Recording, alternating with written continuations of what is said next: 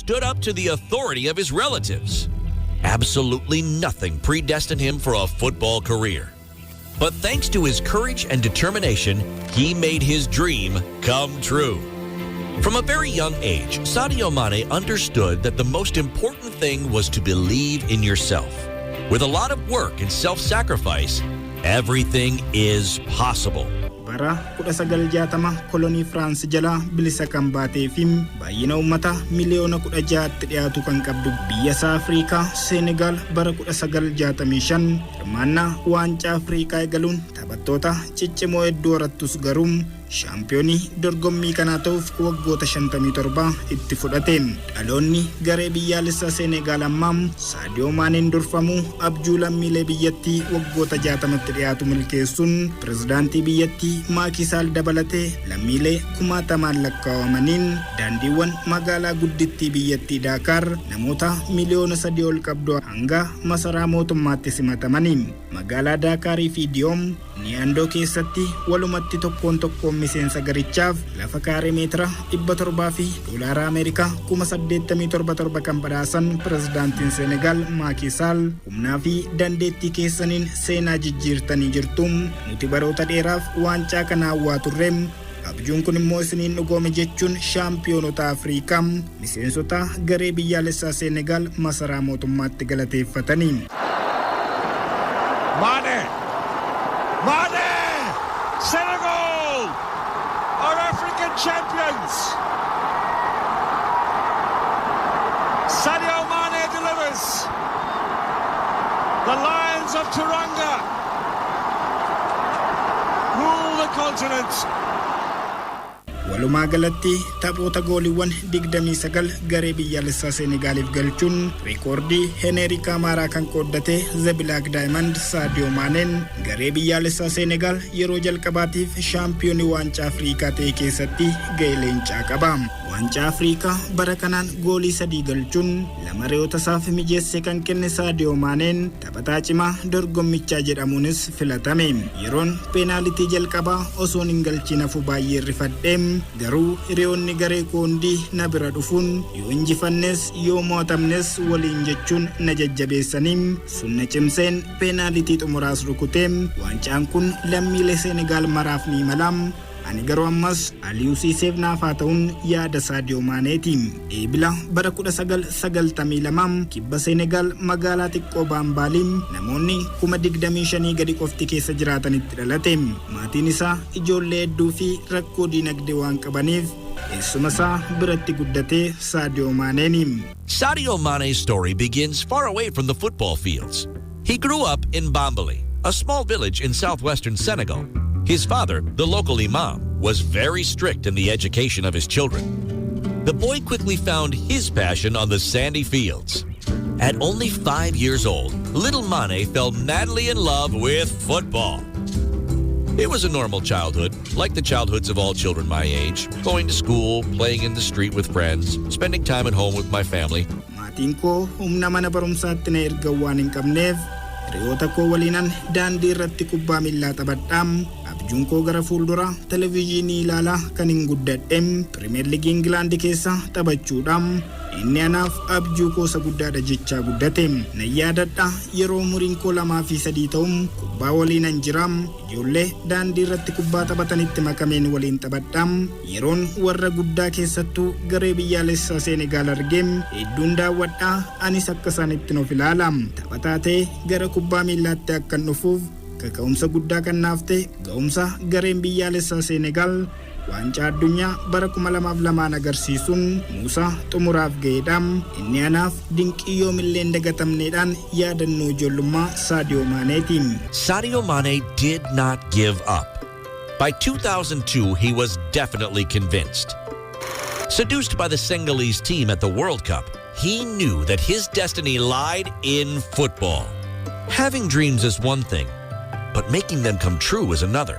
gareen biyyaalessaa Senegal bara 2002 The Golden Generation jedhamuun beekamuun lammii France Omo Messiuni leenjuu fi leenjisaa Senegal amma Aliou Cisseen durfamuun waancaa Afrikaa bara 2002 Maalii Baamaakotti qophaa'an xumuraaf ga'e peenaalitiin Kaameruuniin mo'amuun waancaa dhabe. Waancaa addunyaa bara 2002 Jaappaanii fi Kooriyaa Kibbaa waliin ta'uun qopheessaniin tapha ramaddiin shaampiyoonii addunyaa Faransaay mo'achuun haganuusa xumuraatti yoo imalu seenaa biyyoonni Afrikaa waancaa addunyaa irratti qaban keessaa garee biyyaalessaa Kaameruun bara 1990 nuusa xumuraaf ga'etti aanuun garee Afrikaa lammaffaas ta'e. Sadio Maneen seenaan jireenya isaatti fufa. Dinqii waancaa addunyaa bara 2002 erga agarree booda dorgommii guddattoota magaalaa an keessa jiraadhu Baambaal keessatti qophaa'e. Ani taphattoota hundumaa caalaa ga'umsa gaarii agarsiisuu koon namoonni hundinuu taphataa cimaa akka hin ta'e natti himuu eegalanii. Maatiin koo garuu amantaa isaaniif iddoo guddaa waan qabaniif kubbaa miilaa osoo hin taane akkan barnoota baradhu fedhu. An onneen koo guutuun kubbaa miilaa waan ta'eef osoon gara magaalaa guddittii Senegal Daakaar hin imalin eessuma koo magaalaa jiraatuttan akka na fudhatu amansiifachuu eegale. Maatiin koo jalqabarra yaada koo fudhachuu baatanis boodarra oomisha maasii isaanii irraa argatan gurguruun namoonni naannoo keenyaas na gargaaran hin jiru. Kaneessuma koo ammoo daran olaanaa ture jedha Sadio Maneen. A friend lent him money to take the bus to Dakar. There, Sadio took part in some promising training sessions. In the meantime, his whole family was looking for him. His best friend finally confessed everything. My parents called and asked me to come home. I didn't want to because I was ashamed to come back. But I finally gave in and made them promise to let me try once my school year was over. Maatii fi maallaqa gahaa malee gara Daakaar kan imale Maneen alagaa firanaaf godhe akkuma jedhamuun dhiigaan fira ta'uu baatanis namoota maatii isaanii beekan biratti galuun jireenya Daakaar eegale. Daakaar ga'ee guyyaatti aanu akkaadaamii Daakaar sabraaf jedhamuuf taphachuudhaaf garasitti imale. Sadio Maneen yaadannoo ijoollummaa isaa Daakaar yoo yaadatu namichi jabaan tokko na ilaalee ati qorumsaaf dhuftee jedhee na gaafate. Anis eeyyen jedhee deebiseefi. Kophee fi uffanni kee ciccitaa nama jibbisiisuudha. Ati hidhannoo sirrii kubbaa miillaaf ta'uyyuu hin qabdu naan jedhe jedha. Yeroon gara dirree seenee taphadhu namtichi jalqabaa akkas naan jedhee gara qorumsaatti na galche kun miira naasuu gammachuu wayi makateetu fuula isaarraa mul'ata. Ofitti na waame ati kana booda kallattiin garee koo keessatti filatamteetta jechuun ofitti na make jechuun yaada. Taphoota 90 goolii 131 galchuun sana booda kilaba France Messiin kan deeggaramu akkaadaamii beekama Senegal Generation fuutitti makame. Sadio Maneen imala France ammoo akkasii yaadata. Yeroon ani gara Firaansii imaluun eessuma koo malee maatiin koo tokkollee hin beeku. Bara 2011 maatii kiyyattan himuuf murteesse. Maatii kootti bilbiluun Firaans akkan jiru itti himuus rifaatuurraan kan ka'e waan ani itti himaa jiru kana na amanuu hin dandeenye. Sana booda TV'n akkana daawwatu ergan itti himee booda abjuun koo ijoollummaa naaf dhugoomuusaa amante jedha. The next day, I went with some friends to buy one. I called her and told her, "Hello, Mom. I'm in France." She said, "What? Which France?" At first, his mother did not believe him. She kept calling him every day to find out if he was telling the truth. She was convinced that Sadio was still in the country with his uncle. She didn't believe me until one day I told her to go watch TV to see me play. She finally understood that my dream of becoming a footballer had come true.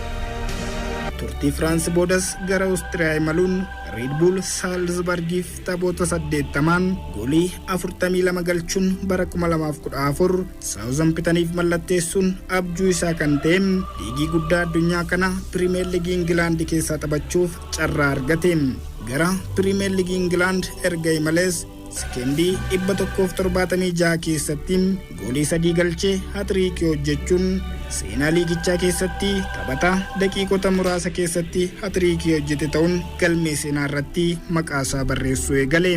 ga'umsa Southampton keessatti agarsiisenis qalbii kilaboota gurguddoo England harkisuu kan eegale Sadio Maneen bara 2016 paawundii miliyoona 34 gara kilaba Liverpool Anfield Road malee ijoolleen waliin guddadhee dandeettii guddaa qaban carraan ani argadhee osoo argatiin hafan hedduun ni jiru yeroowwan ulfaatoo ani dabarse milkaa'ina kwarraaf baay'ee murteessoo turaniin har'a garuu gaabbii tokko maleen abjuu koo jiraachaa jiran yaada xumuraa Sadio Maneetiin arjoomaa fi gara laafummaa isaan namoota gammadaa taasisuun akka isa gammachiisu kan dubbatu Sadio Maneen iddoo dhalootaa isaatti hospitaala hanga manneen barnootaa istaadiyoomiidhaa hanga manneen amantaa fi daandii ijaarsise daandii magaalaa xiqqoo Senegal Baambaal irratti kubbaa carqii miila duwwaa taphachuutii haga Liverpool Anfield Roaditti malee waancaa Champions League Awurooppaa fi Premier League England Liverpool waliin milkeessuun hawwii lammiilee Senegal waggoota dheeraa kan ta'e waancaa Afrikaa kan argate Seenaa Sadio Mane irraa namni kamiyyuu abdii yoo kutachuudhaa baate waan barbaade bira ga'uu akka danda'u nama hubachiisa. Since childhood, Sadio Mane has proven that you should never give up. No matter what your dreams are, you must always believe in yourself. Some people unable to do so will say that it is impossible, that you are a dreamer.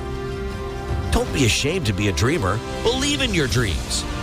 Sadio Maneen yeroo ammaa kana Liverpool keessatti torbaniin paawundii miliyoona 150 oltu kaffalamaaf maallaqa argatu kanaanis piroojeektiiwwan gurguddoo biyya isaa fi bakkeewwan biroo hedduutti banuun namoota 10,000 carraa hojii uumee fi jiraataa jira.